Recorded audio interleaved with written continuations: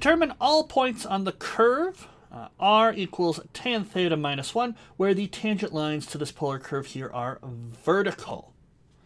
So vertical, so straight up and down, means that you have no change in your x-coordinate. So dx by d theta we'll calculate. We'll figure out when that's equal to 0. But you do want to have some up and down movement, so you do want the dy by d theta to not be 0. So if they're both 0, you can typically get a cusp, and you have to bring in limits and things like that. Our strategy for this question will be figure out what thetas make dx by d theta equal to 0, plug them in, and make sure that we don't get zeros. Otherwise, we'll have to manage cusps and get into finer details with limits.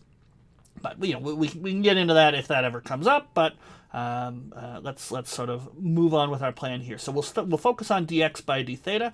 So looking at our curve, we've got r equals f of theta in this case tan theta minus 1.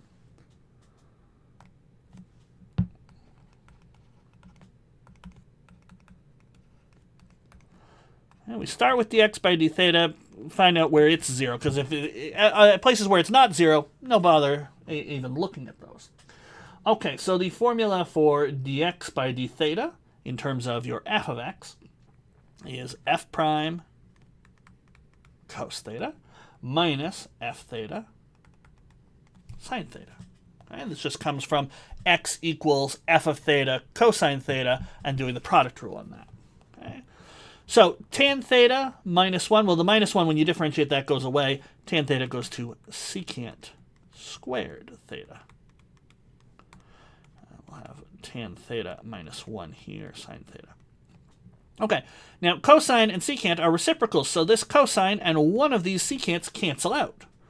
And we're left with, I like putting everything in terms of sine and cosine, so I'll turn this into 1 over cos theta. Tan times sine, well, tan is sine over cosine, so we'll get two sines, so sine squared theta over cos theta. And then minus minus, so plus 1 copy of sine theta. Now, one thing we can see right away with this cos theta on the bottom, you can't have theta be pi by 2 or 3 pi by 2 or anything like that, because that would make this denominator equal to 0.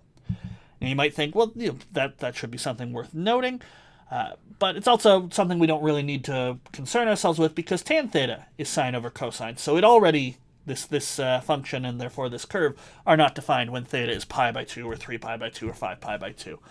So we could simplify this a little bit. Put everything over cosine. Well, actually, I don't know why I wrote secant. Sine. Actually, if I just put these two over cosine, I'll leave this one out here as sine for a moment. 1 minus sine squared is cos squared, right? Good old Pythagorean identity. And so because we know our curve is not even going to be defined when cos theta is equal to 0, we can just comfortably divide by this, and we'll get this part here is cos theta plus this sine theta here. So, after all that work,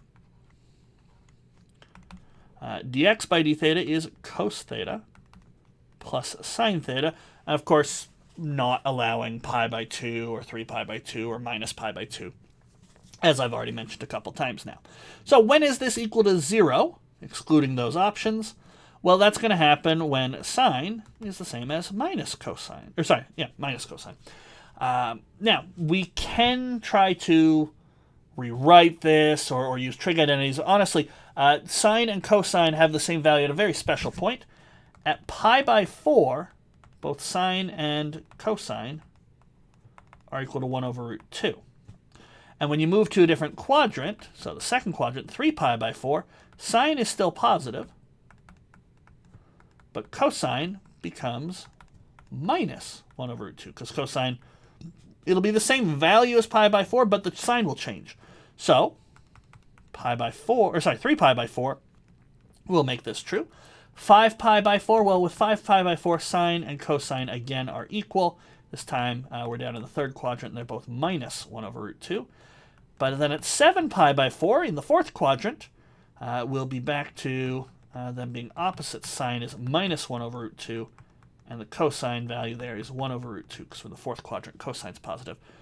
So 3 pi by 4 and 7 pi by 4 are the only options here. We can see the curve being tan theta minus 1, it's going to repeat at least every 2 pi there. So we should be, actually should repeat every, will it repeat every pi? No, it should, it should repeat every 2 pi. So we have these values. We don't need to be looking for more. Typically with trig things, you don't have to go beyond from 0 to 2 pi in most cases. So, okay, these are good.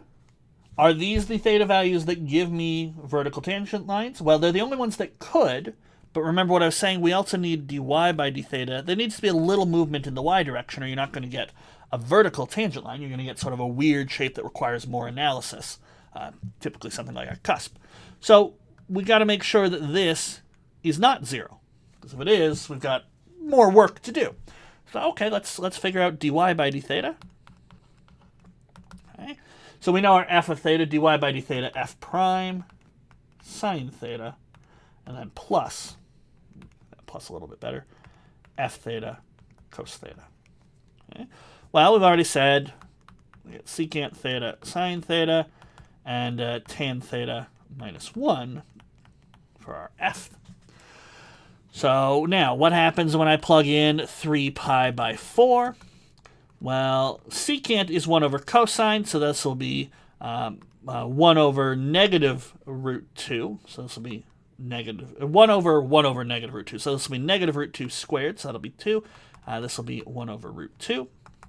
And then we'll also have tan of this will be minus 1, so we have minus 1, and then minus 1 over root 2. So we'll have 2 over root 2 plus negative 2 times negative 1, so 2 over root 2. So that'll be root 2 plus root 2 to root 2. Definitely not 0, so yep, vertical tangent line at the angle of 3 pi by 4. We don't have the point. Remember, the question asked us for the point. We'll get to that. How about for 7 pi by 2? So we'll have 1 over cosine of 7, or sorry, not 7 pi by 2, 7 pi by 4. We'll have 1 over cosine 7 pi by 4, so that's 1 over root 2, so that's just root 2 squared. The sign in this case is the minus 1 over root 2, plus tan for both of these is minus 1, so minus another 1, and then the cosine is 1 over root 2 here. So we'll have 2 times, so we'll have minus 2 over root 2, and then minus 2 over root 2, and so you'll get minus root 2 minus another root 2, negative 2 root 2, so our negative root 8 if you really want, but the point here is it's not 0, so this one also gives a vertical tangent line. We do need the points, but plugging each of those into tan gives us minus 1, so we'll get an r value of minus 1, so negative 2. So we can say we get 2 vertical tangent lines